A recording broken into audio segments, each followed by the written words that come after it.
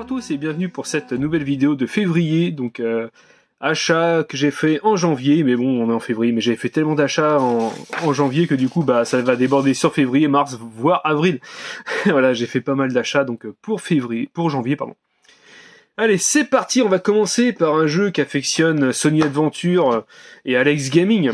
Il s'agit de Playboy, sauf qu'eux ils l'ont sur PS2. Non, je déconne. Allez, Playboy The Mansion, alors The Mansion comme on veut. Donc voilà, bon bah un petit jeu Playboy interdit au moins de 16 ans. Bon, j'aurais dit plutôt peut-être 18 si par rapport au magazine. Donc c'est un exemplaire qui est sans notice. Bon bah je l'ai pris dans un lot, hein, donc bah je prends. Hein. Donc là on est sur une version française du jeu, donc, sans notice, hein, vous voyez, sans notice. Voilà le petit jeu Playboy. Édité et développé par Ubisoft et Cyberlore Studio. Sorti en 2005, voilà, sur Xbox, il est sorti en 2005. Alors, on est sur un style simulation économique, création d'un empire, en fait, en gros, hein, parce que Playboy, ça reste quand même un empire. Donc, en fait, vous gérez magazine, maison, tout ça, hein, donc, bon, voilà. Comme on sait que les Playboy, c'est fait aussi beaucoup sur les magazines. Donc faut gérer les magazines, faut gérer son manoir, et c'est parti mon kiki, si vous aimez les Sims version un peu plus coquin, eh ben allez-y pour du Playboy. Donc il est sorti sur Xbox, PS2 et sur PC, donc bon bah il y a de quoi faire sur tous les supports, hein. Voilà, il y a de quoi s'amuser, il y a de quoi se faire plaisir des yeux, comme on dit. Bon après, pour Alex Gaming et pour Sony Adventure, je plaisante. Bien sûr, c'est une petite galéjade. Bon, allez, c'est parti, on est sur de la gestion en fait, tout simplement.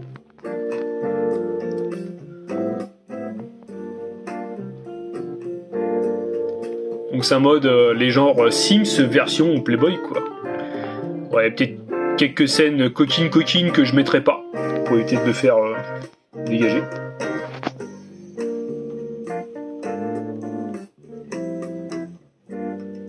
Voilà, vous recrutez en fait à des playmates pour vos magazines, des choses comme ça quoi.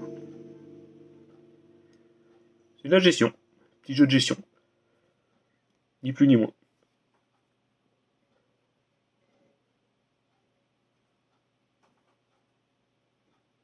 On va continuer sur un jeu PS2. Voilà, ça va faire plaisir aux copains full setter PS2.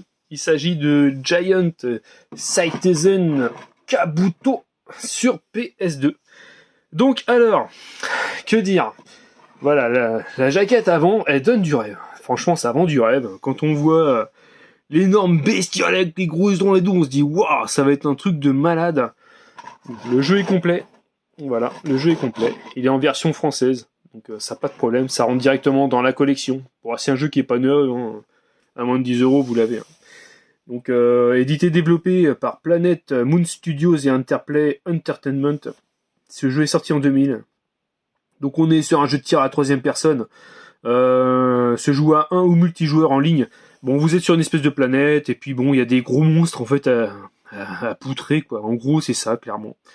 Sorti sur PS2 et PC. Alors, ce jeu vend du rêve, hein, quand ils mettent à l'arrière... voilà, des trucs extraordinaires au niveau des graphismes et tout. Alors, comme je vous l'ai dit en début de vidéo, par rapport à ce jeu, ça vend du rêve, mais en fait, graphiquement, bah, c'est pas beau. moi, personnellement, je trouve ça vraiment pas beau. On se croirait sur de la Nintendo 64, hein, clairement, ça fait vraiment carré, vraiment... voilà, ils exploitent pas du tout la puissance de la PS2, c'est vraiment dommage. Parce qu'il y avait vraiment des trucs où ils pouvaient vraiment mieux faire. J'ai regardé quelques let's play, c'est pas ouf. Bon bah on va dire que c'est bien pour la collection. Je dis pas que je vais pas le faire, mais bon j'ai d'autres priorités, c'est pas du tout sur ma liste, hein, ma liste de jeux à faire pour l'année 2022, car oui c'est vrai j'ai des jeux à faire en 2022 et c'est en cours. Voilà, en janvier j'ai déjà fini 5 jeux, donc voilà, j'en vois pas mal. Je suis un genre un peu PGM, comme ils appellent ça, des genres de pro gamers où t'envoies pas mal. Enfin, pro gamer, non, je suis pas un pro. Je pense que je suis dans la moyenne des bons gamers. J'arrive à sécher pas mal de jeux, à des jeux minimum en normal.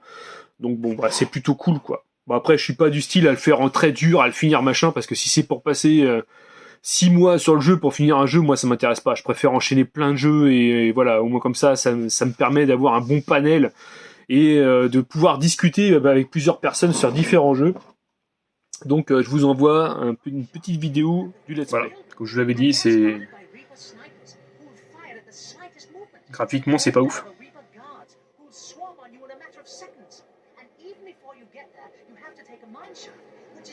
Voilà, on pouvait mériter mieux sur la PS2 quand même. Hein. L'impression d'être sur PS1 ou sur N64 quoi.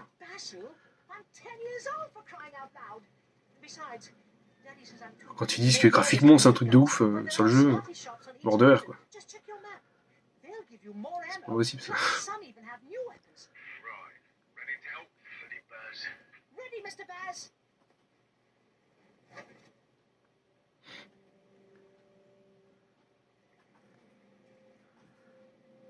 Donc voilà, vous avez les missions à faire. Et voilà, le gameplay c'est comme ça. Vous avez soit du FPS hein, ou soit la troisième personne.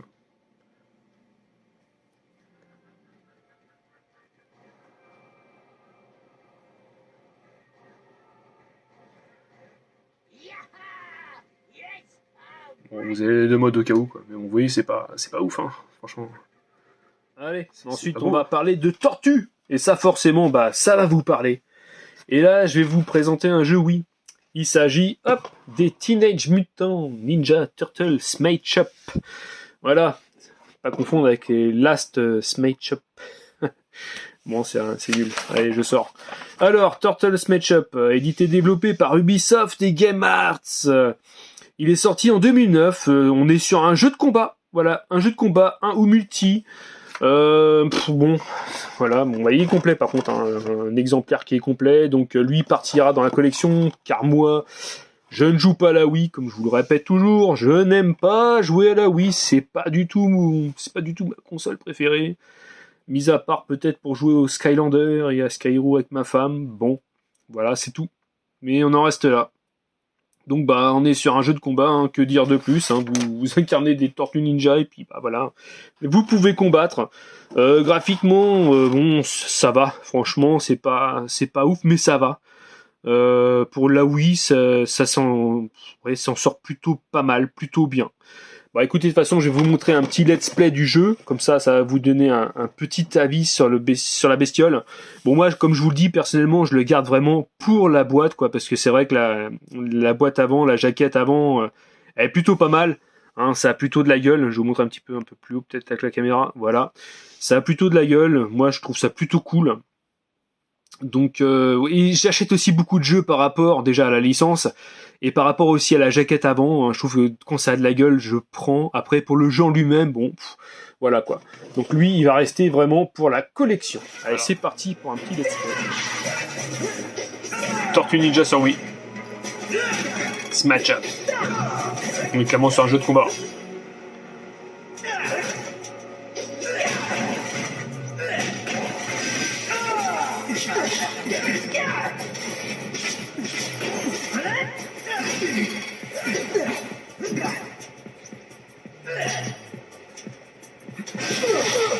Graphiquement ça passe quand même.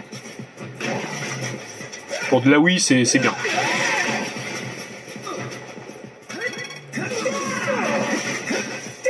Oui, ça tendra un peu mieux mais ça passe.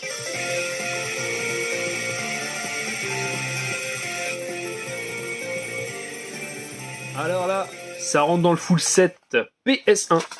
Et je remercie Mehdi de m'avoir vendu ce jeu. Donc lui, c'était une perle que j'attendais depuis pas mal de temps. Donc là, je le rentre et je suis très très content.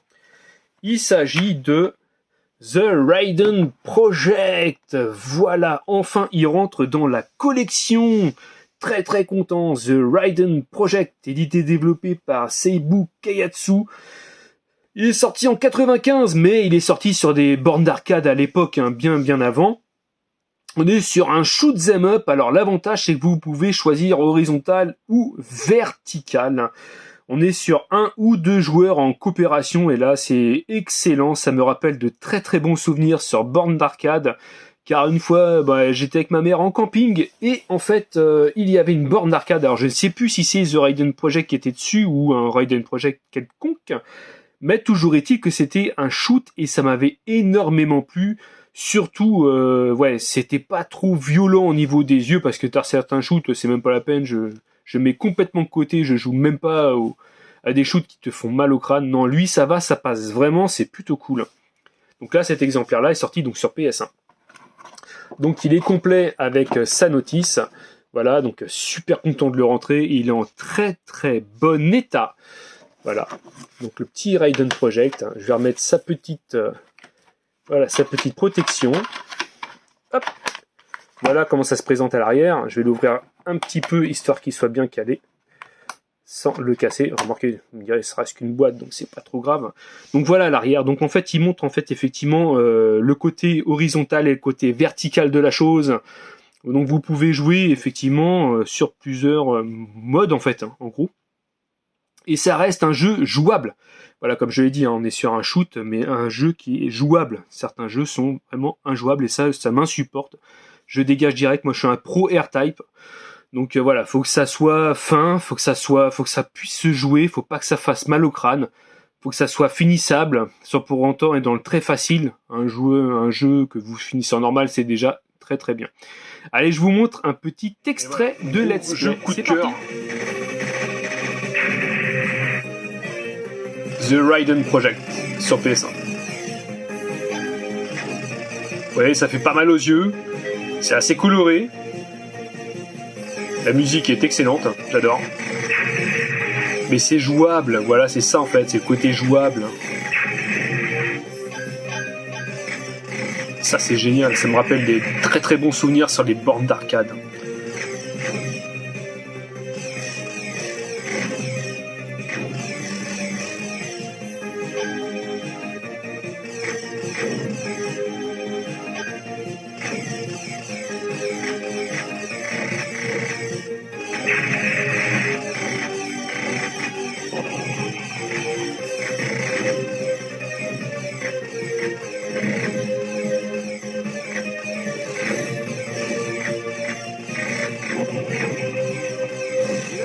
Ça sera pas un jeu vidéo, ça sera un accessoire de PS1 générique. Donc on n'est pas sur l'officiel, on est sur du Gamester. Mais alors, bon, on le voit vraiment très rarement. Clairement, j'avais jamais vu en vrai, en loose, et alors encore moins en boîte. Alors c'est un achat que j'ai fait sur Vinted, et j'étais en discussion avec Guillaume Gorgul. Je vous mettrai un petit lien en haut à droite de la vidéo pour aller sur sa chaîne. Il fait du let's play, il fait aussi des rentrées de jeux vidéo. C'est quelqu'un qui est vraiment très très sympa, je vous invite à vous abonner à sa chaîne. Donc j'étais en train de discuter avec Guillaume Gorgul, et je lui dis, bah écoute, je suis tombé sur l'annonce, je te montre, et il me dit, putain, je connaissais pas ce truc là. Donc bah voilà, c'est ça, je vais vous montrer, je sais pas, je pense que je vais reculer tout le reste. Il s'agit du Evolution Motion Sensing Control System. Alors, voilà, c'est assez violent, c'est assez violent le bazar.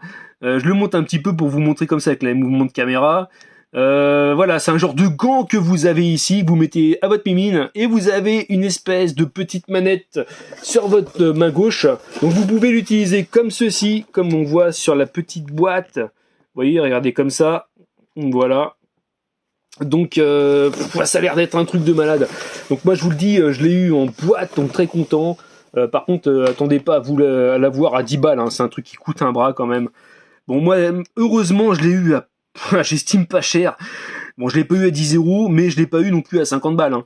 Donc, très content de le rentrer. Hein. C'est le genre de truc, je vous dis, on voit pas souvent, ou alors ça a des prix, mais what the fuck. De toute façon, moi, quand je vois que c'est hors de prix, j'achète même pas, parce que ça fait en fait monter les prix, et en fait, ça, voilà, quand ça vaut pas le prix, quand il y a une cotation, mais quand ça vaut pas le prix de l'objet, c'est pas la peine, moi, je passe direct à travers.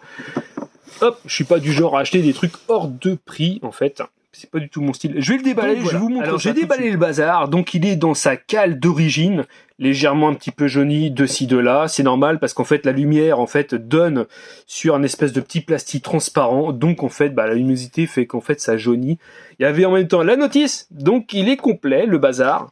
Donc, très content. Donc, en fait, vous enfilez cet engin-là dans votre main et vous avez, en fait, une espèce de manette sur le côté droit pour pouvoir cliquer et viser, en fait, sur différents jeux.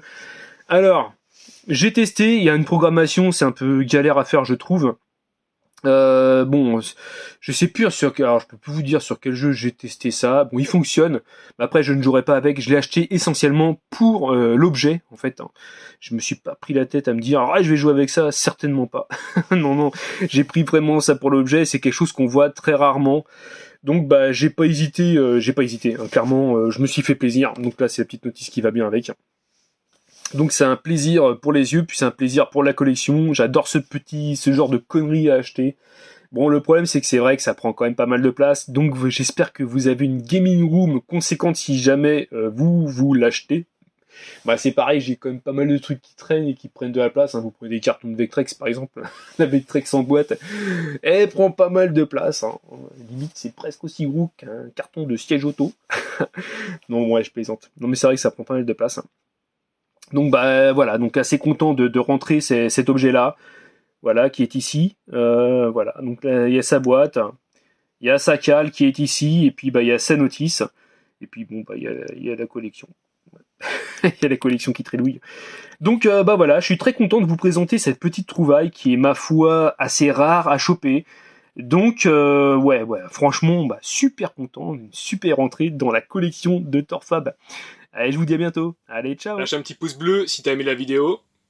Et n'hésite pas à t'abonner si c'est pas encore fait. Allez, ciao!